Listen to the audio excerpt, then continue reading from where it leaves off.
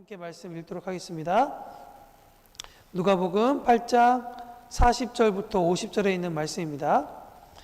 예수께서 돌아오심에 무리가 환영하니 이는 다 기다렸음이로라. 이에 회당장인 야이로라 하는 사람이 와서 예수의 발 아래 엎드려 자기 집에 오시기를 간구하니 이는 자기에게 12살 된 외딸이 있어 죽어감이로라. 예수께서 가실 때에 무리가 밀려들더라.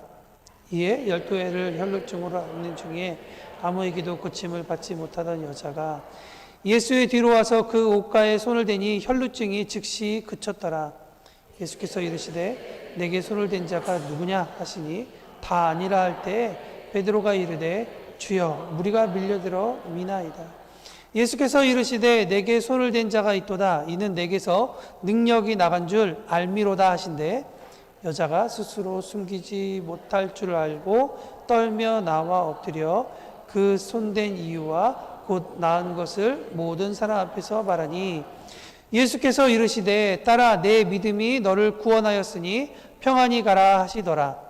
아직 말씀하실 때 회당장의 집에서 사람이 와서 말하되 당신의 딸이 죽었나이다. 선생님을 더 괴롭게 하지 마소서 하거늘 마지막 다 같이 있습니다. 예수께서 들으시고 이르시되 믿기만 하라. 그리하면 딸이 구원을 얻으리라 하시고 아멘.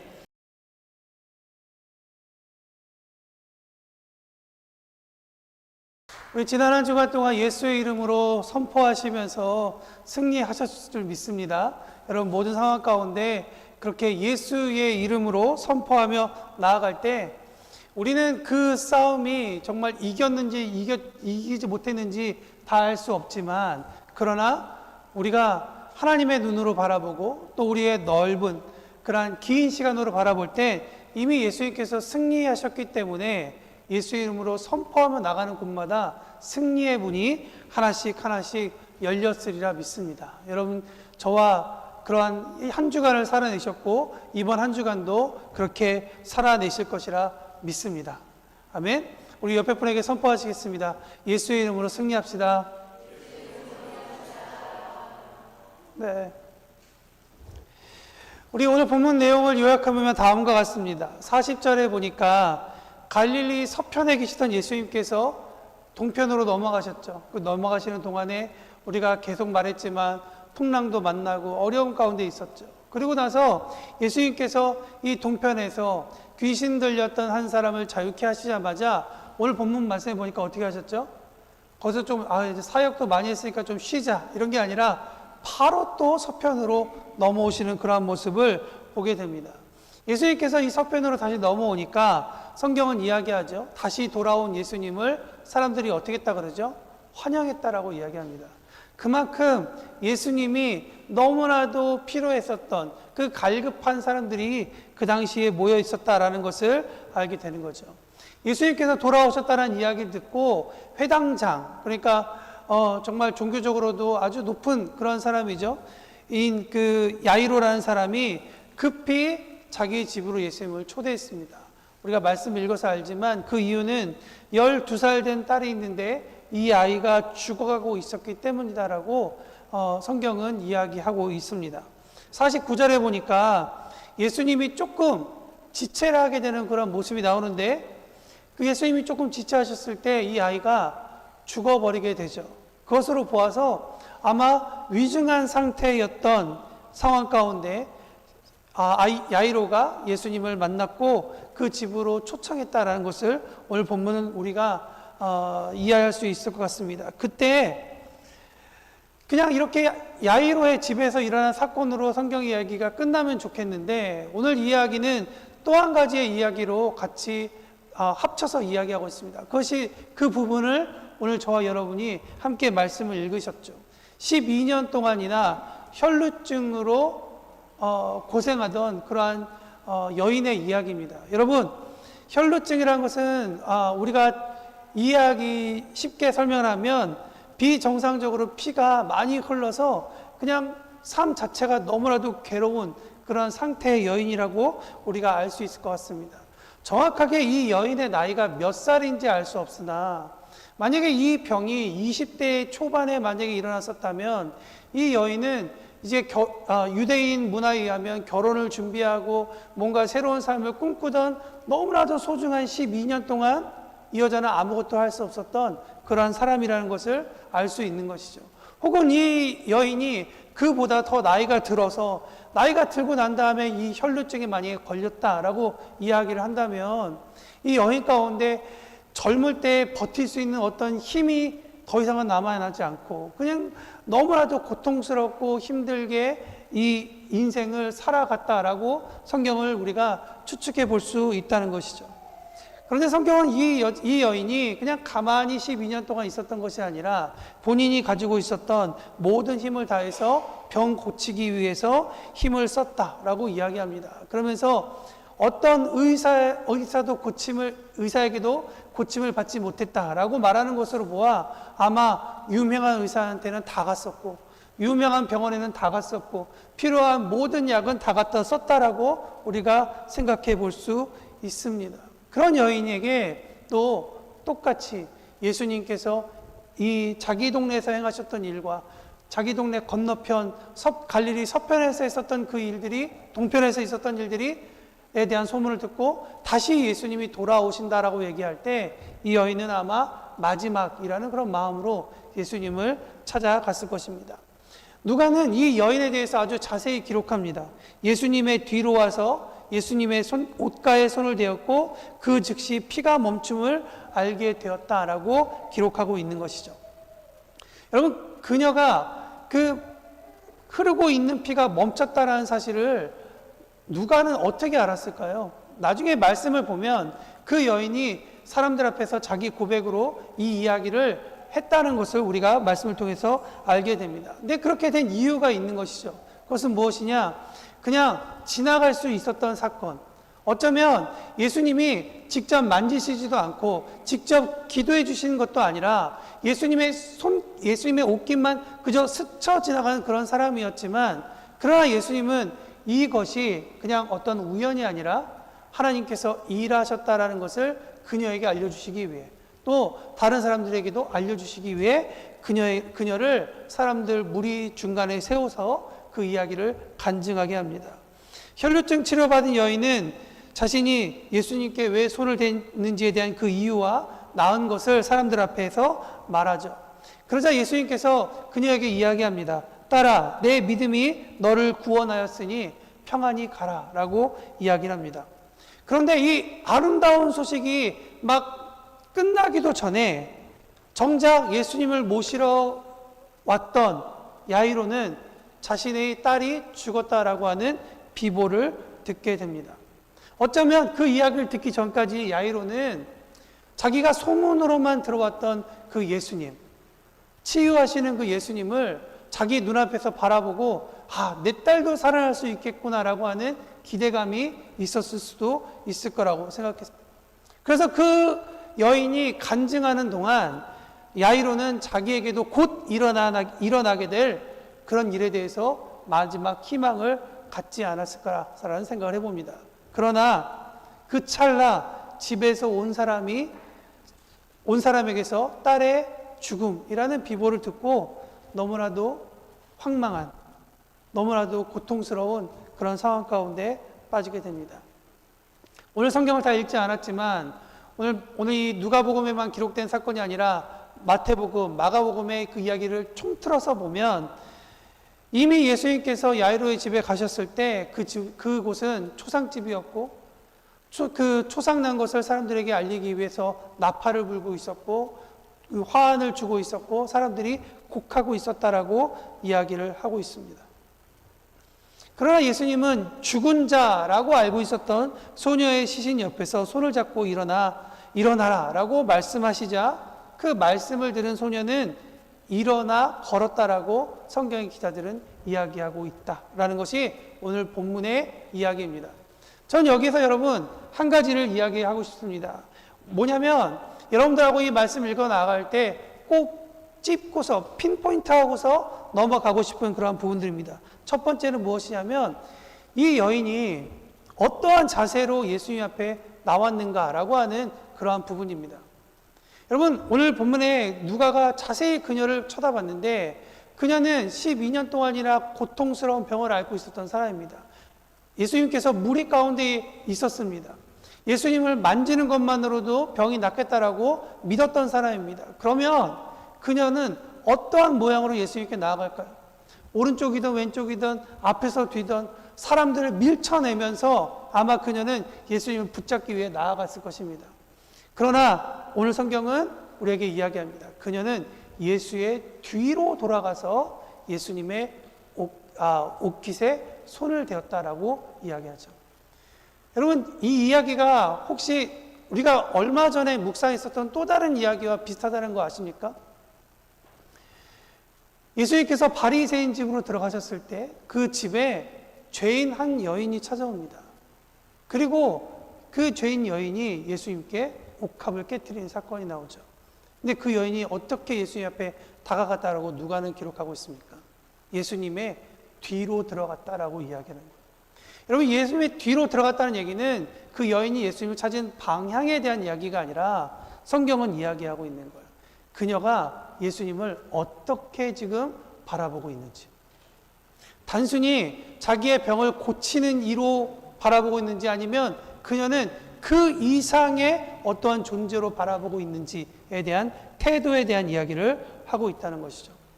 또 하나 여러분들하고 같이 핀해서 보고 싶은 내용은 무엇이냐면 예수님께서 결국에는 혈루증 걸렸던 여인을 낫게 하십니다. 그리고 야이로의 12살 먹은 딸도 부활하게 하시죠. 다시 살리시죠.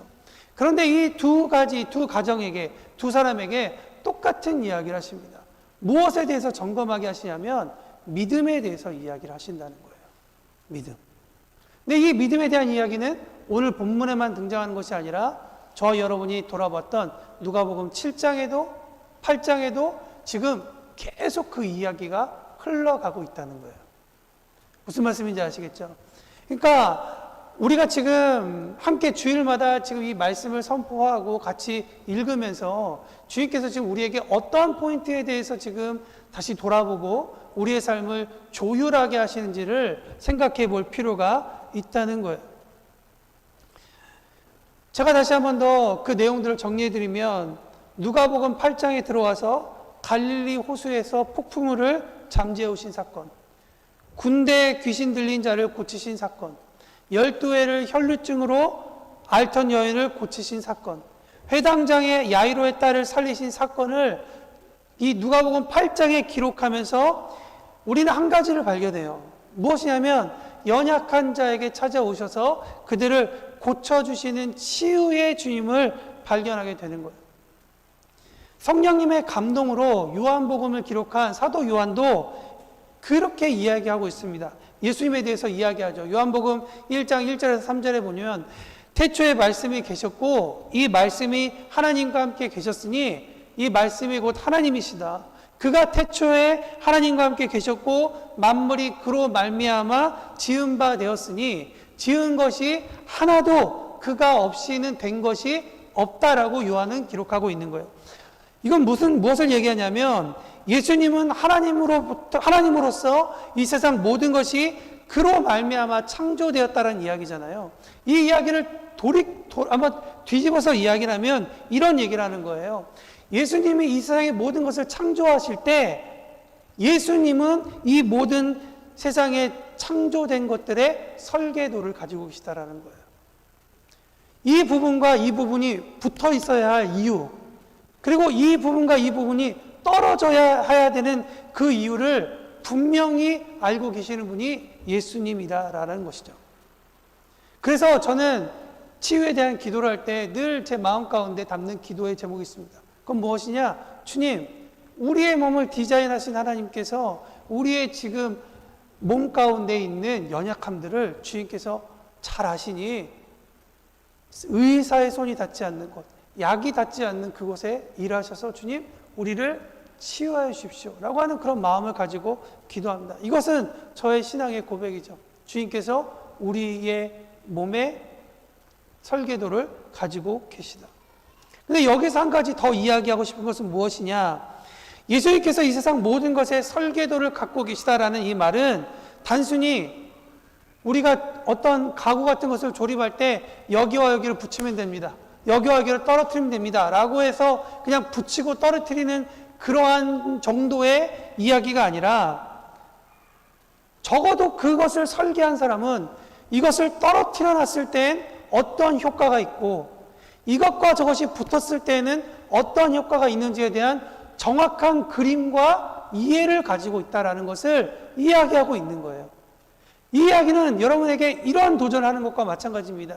예수님께서 우리에게 인생의 설계도를 가지고 계시다면 하나님께서 지금 우리가 걸어가고 있는 이 상황 가운데 왜 붙어 있어야 되는지, 왜 떨어져야 되는지, 왜 우리 가운데 고난의 길을 걸어가야 되는지, 왜 풍랑을 만나야 되고 때로는 왜 우리에게 12년이나 많은 시간 동안 고통을 당해야 되는지에 대한 주님은 그림을 가지고 있다는 얘기예요. 어느 누구도 내 자식이 갑자기 죽는 것을 원하는 사람 없습니다. 얜 세례 받았으니까 천국 갈 거야 하고 박수치는 부모는 아무도 없습니다.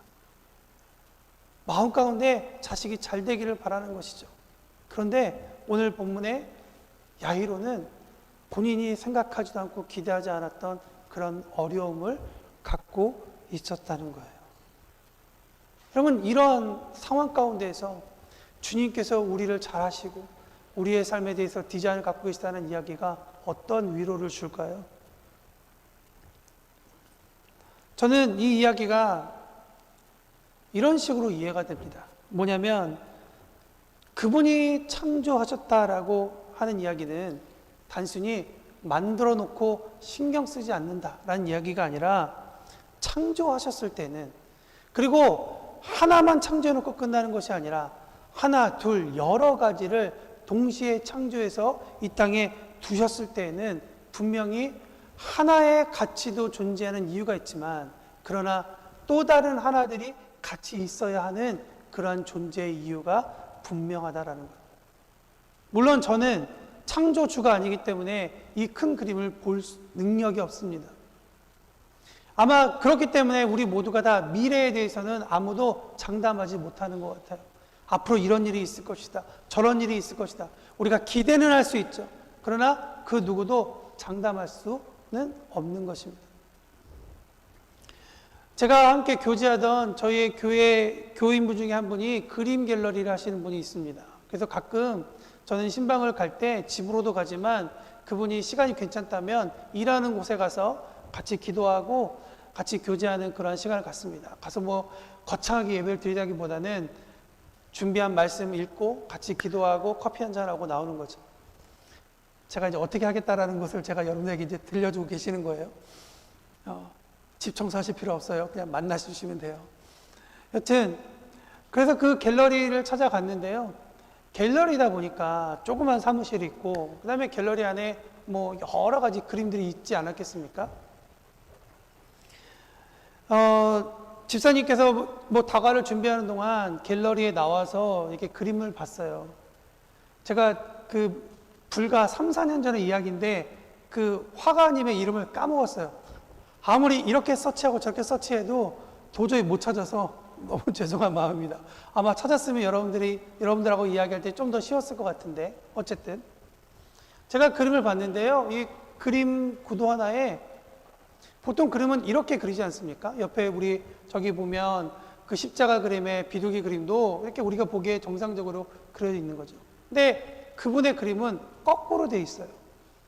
우린 무지개가 이렇게 돼 있지 않습니까? 그분의 그림은 이렇게 돼 있는 거예요.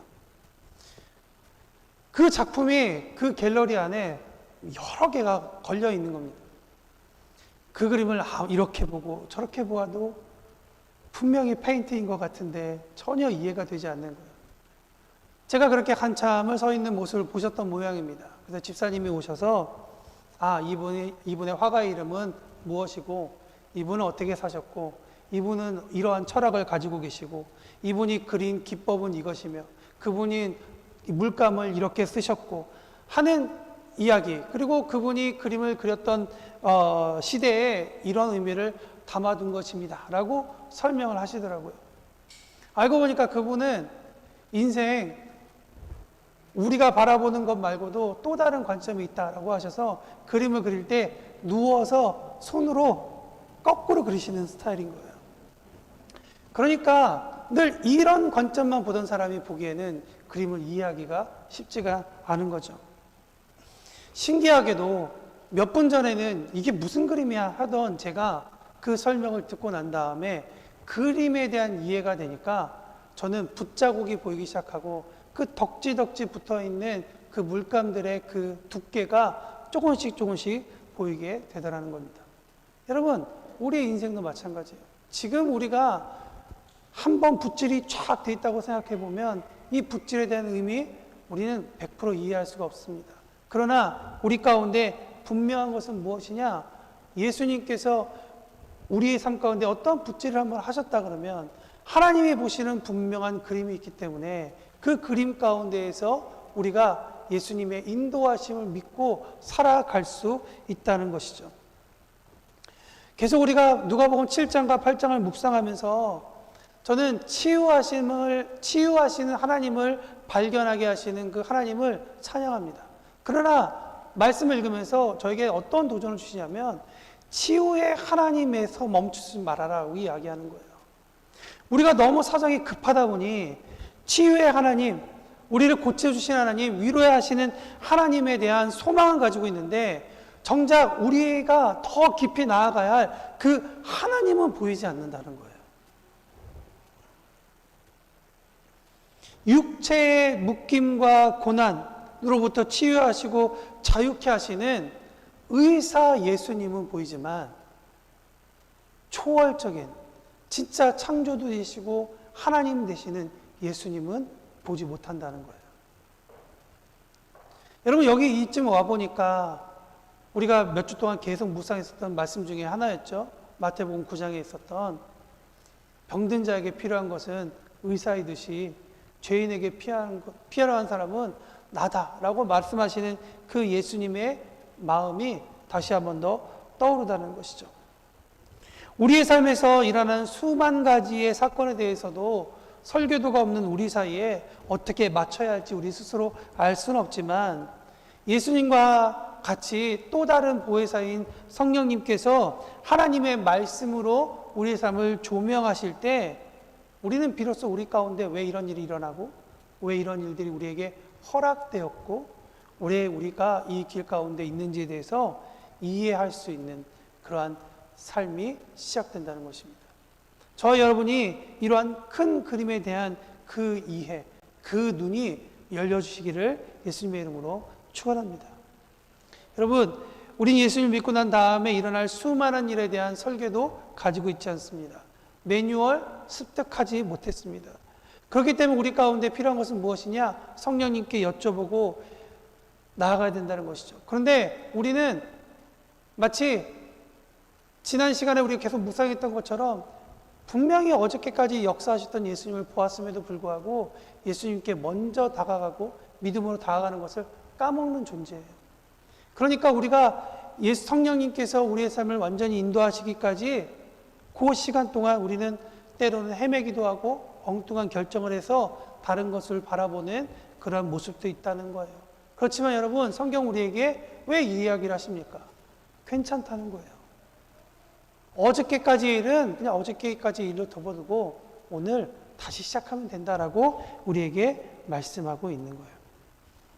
때로는 우리가 우리의 인생에 대해서 생각해 볼 때 잘 이해되지 않습니다. 큰 그림도 보이지 않습니다. 여러분, 그런 내용 아시죠? 성경의 내용을 잘 교육하기 위해서 개혁교회가 만들어 놓은 여러 가지 신앙 고백서가 있습니다. 그 중에 하나가 웨스트민스터 신앙교육이라고 하는 그 소요리 문답이 있습니다.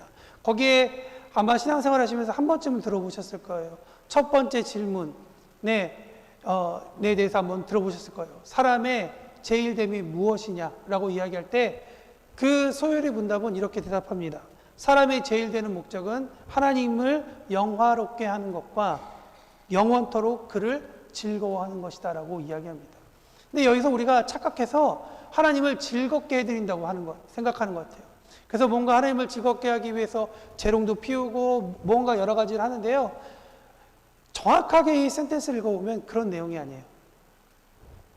영원토록 그를 즐거워한다라고 이야기하는 거예요. 무슨 얘기냐? 영원토록 그를 즐거워한다는 것은 하나님 안에 거하면서 살아가는 동안 내가 하나님의 말씀대로 살았더니, 하나님의 영광 위에 살았더니, 하나님께서 기대하지 않았던, 내가 알지도 못하는 사이에 갑자기 하나님께서 탁 튀어나셔서 하나님 여기 계시군요, 하나님께서 일하고 계시는군요, 하나님께서 살아 계시는군요 라고 하는 그 감탄사를 주는 것을 이야기를 하고 있는 겁니다. 그러니까 하나님을 즐겁게 해드려야지 라고 하는 것은 우리의 관점이고, 성경에서 말하고 있는 관점은 무엇이냐면 내 안에 거하면 내가 누구인지 내가 너에게 알려줄게 라고 말씀하고 있는 것이죠. 오늘 본문 말씀을 읽으면 드라마틱하고 정말 대단한 것 같습니다. 우리 가운데에도 적지 않은 간증들을 유튜브나 여러 매체들을 통해서 접하게 됩니다. 그래서 기도했더니 몸이 나았고 치유받았고 하는 그런 일들을 보게 되죠. 저는 이러한 사건들이 우리 모든 로마 한인교회 가족 여러분들과 또 우리와 관계하고 있는 모든 사람들 가운데 일어나길 정말 간절히 바랍니다. 그런데 제 마음 가운데 또 한편으로는 이런 류의 설교를 할 때마다 빨리 설교를 마무리하기가 참 어려워요.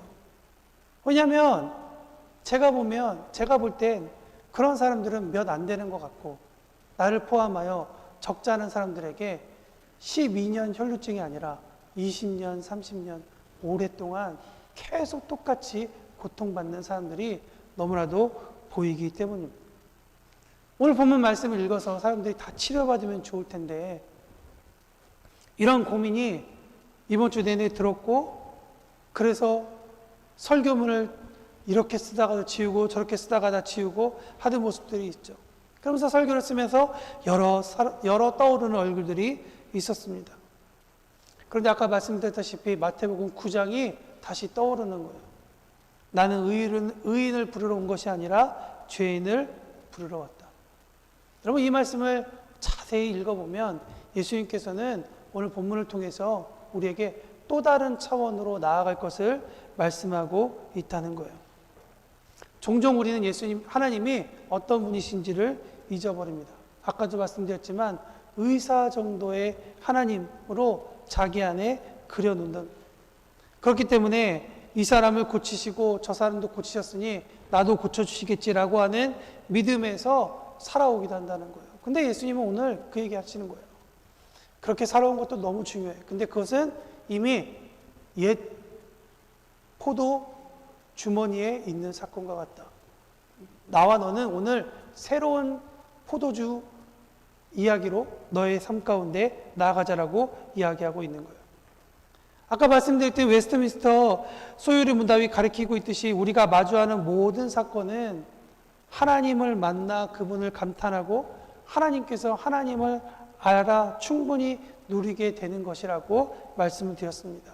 혈루증이 낫고 소녀가 죽음으로부터 일어나는 사건의 결만으로만 하나님을 바라보는 것이 아니라 그 사건을 통해 하나님은 이런 분이시다를 발견하고 기뻐하는 레벨로 하나님께서 우리를 초청하고 있는 거예요.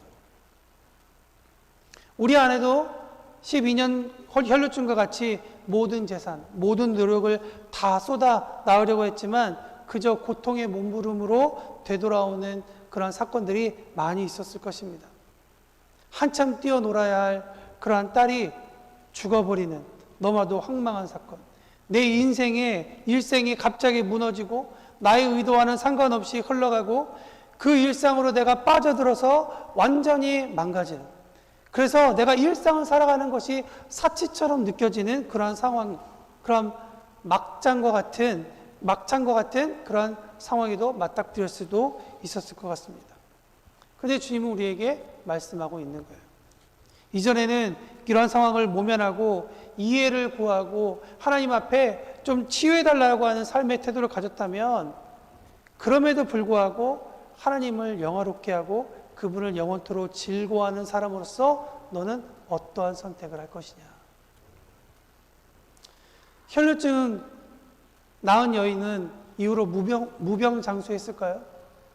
12살의 죽음으로부터 부활한 소녀는 하나님의 능력으로 살아났으니 얼마나 그녀가 더 살아났을까요? 성경은 이야기하지 않기 때문에 우리는 알 수 없습니다. 그러나 본문에서 두 사람에게 주목하고 있는 공통점, 다시 말씀드리지만 믿음이라는 부분이에요. 제가 좋아하는 목사님 중에 한 분은 박영선 목사님입니다. 박영선 목사님께서 믿음에 대해서 이렇게 정리하셨더라고요. 기독교 신앙의 핵심은 하나님이 얼마나 위대하신 분인지가 각 개인의 이해로 확인되는 것이다. 각 개인의 이해로 확인되는 것. 공포나 내몰림 또는 현실적인 두려움이나 이해관계로 하나님을 온전히 믿을 수는 없다. 그러나 그 계기와 과정이 어떠하든 결론적으로 믿음을 가질 때에는 그런 이해관계나 힘의 논리를 벗어나 완전히 자유로운 항복을 하는 것이 기독교 신앙이다 라고 말씀을 하고 있는 거예요. 여러분, 말씀 맞추기를 원합니다. 사람은 만들어진 물건과는 완전히 다른 생명체입니다. 모든 살아있는 것은 성장합니다. 그러나 인간은 성장하기 위해 존재하지는 않습니다. 성장은 삶의 과정을 표현하는 것입니다. 성장이란 하루하루가 어떠한 이해와 어떠한 경험을 통해서 쌓여진 저는 레이어라고 생각합니다. 어떤 사람은 믿음에 대해서 이야기를 할 때 사도 바울처럼 정말 드라마틱하게 한 번에 만나서 정말 그의 인생이 바뀌는 것을 기대하고 소원하는 사람이 있지만, 어떤 사람은 디모데의 삶과 같이 자기에게 일어난 수많은 사건, 정말 아주 보이지 않는 것 같은 얇은 종이자리와 같은 그런 사건들이 하나 둘 모여서 그 레이어가 견고해지고 단단해져서 그 사건을 통해서 하나님께서 어디에 계신지, 하나님께서 어떤 분이신지를 알아내는 그런 사람이 있다고 생각합니다. 그래서 오늘 본문은 우리에게 이야기하고 있는 거예요. 비록 치유받고 다시 살림을 받는다 할지라도 영원할 수 없는 그런 일들은 인생 허무라는 대답이 아닌 창조주이신 하나님, 죽음 이후에 다시 부활케 하셔서 잠시가 아닌 영원히 우리와 천국을 누리게 하고자 하시는 그분의 강한 의지를 오늘 성경은 우리에게 이야기하고 있다고 저는 믿습니다. 그렇기 때문에 우리가 이런 일을 만날 때에는 무섭겠죠. 그리고 고통스럽겠죠. 그렇지만 괜찮다 말씀드리고 싶습니다. 우리가 예수 그리스도 안에 있기 때문입니다. 또한 우리 스스로에게 말할 뿐만 아니라 이런 선택을 하는 모습을 여러분의 자녀들이 본다면, 또한 믿지 않는 사람이 본다면 그들은 우리의 삶을 통해서 구원자이신 예수님께 나아가는 귀한 통로가 될 것이라고 믿습니다. 비록 어려움에 처해 있고 힘없고 무력해 보일지라도 하나님의 옷자락을 만지고 그분께 나아가는 모습을 보이는 인생 선배, 신앙 선배의 모습이 우리 가운데 일어나기를 축복합니다. 히브리서 11장 1절에 보면 이런 말씀이 있죠. 믿음은 바라는 것들의 실상이며 보이는 것들의 증거다. 이번 한 주간 어떤 삶을 살아내든 믿음으로, 예수 그리스도를 믿는 믿음으로 승리해내는 우리 모든 로마니 교회 가족들 되시기를 축복합니다. 잠깐 기도하시겠습니다. 기도하실 때 주님, 어쩌면 저희에게는 아직 12년 된 혈육증 앓는 여인과 같이 때가 안 됐을 수도 있습니다. 어쩌면 저에게는 이미 차갑게 식어져 버린 딸처럼 소망을 잃어버린 상황일 수도 있습니다. 그러나 주님, 어떤 모양이든지 이 사건을 통해 주님께서 어떤 분이신지 우리에게 알려주실 뿐만 아니라 주님은 죽음으로부터, 고통으로부터 우리를 구원해 주시는 분이심을 믿습니다. 주님, 이번 한 주간 우리의 믿음이 흔들리려고 할 때, 우리에게 소망이 끊어졌다라고 우리 입에서 나오려고 할 때 주님 그 입을 막아주시고 주님의 소망으로, 주님의 은혜로 우리로 하여금 승리할 수 있도록 우리에게 믿음 허락하여 주십시오. 우리 그런 마음으로 우리 1, 2분만 다 같이 기도하겠습니다. 다 같이 기도하시겠습니다.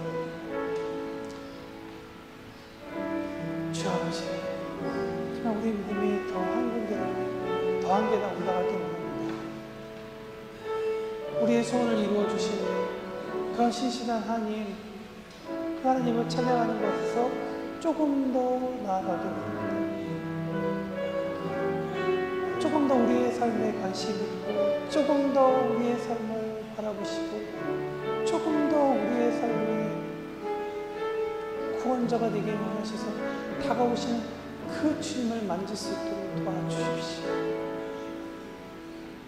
십자가 가운데 우리가 서 있기를 원합니다. 십자가 가운데 우리가 서 있기를 원합니다. 주님 도와주십시오. 비록 오늘 우리의 말씀을 들어도 우리 가운데 여전히 우리를 괴롭히는 병, 여전히 절망스러운 상황이 바뀌어지지 않는다 할지라도 우리와 동행하시는 예수님과 그 끝을 걸었을 때 주님께서 이 모든 상황에 대한 이해와 이 모든 상황을 주님께서 만져주시고 이끌어주시고 계심을 저들이 고백하리라 믿습니다. 주님 도와주십시오. 고통 가운데 주님의 이름을 부르는 우리 성도들을 주님 기억하여 주십시오. 기도 응답 없다고 생각하고 마음 가운데 혹시나 포기하고 있는 기도의 제목들이 있다면 주님 그곳에 찾아가셔서 주님 만져주십시오. 달리다쿰 일어나라, 꿈이여 일어나라, 소원이여 일어나라. 예수님의 그 사랑을 다시 한 번 더 일으켜 세우는 이 시간이 될 수 있도록 인도하여 주옵소서. 주님, 말씀 가운데 우리 성도들 한 주간 승리할 수 있도록 도와주십시오. 무엇보다 우리 이민 생활하면서 겉으로는 보이지 않지만 우리 속으로 보이는 여러 가지 어려움들, 문제들, 우리의 고민들, 우리의 걱정들, 그곳에 주님께서 찾아오셔서 주님께서 그 모든 일들 가운데 하나님 되심을 드러내 주시기를 원합니다. 주님, 오늘 이렇게 성도들이 간절한 마음으로 주님의 옷자락을 붙잡기 위해 이 자리에 나오지 않았습니까? 주님, 우리 성도들이 어렵고 힘든 마음에 있지만 그러나 절망 같은 순간에도 포기하지 않고 주님과 계속 걸어가기를 주님 바라고 있지 않습니까?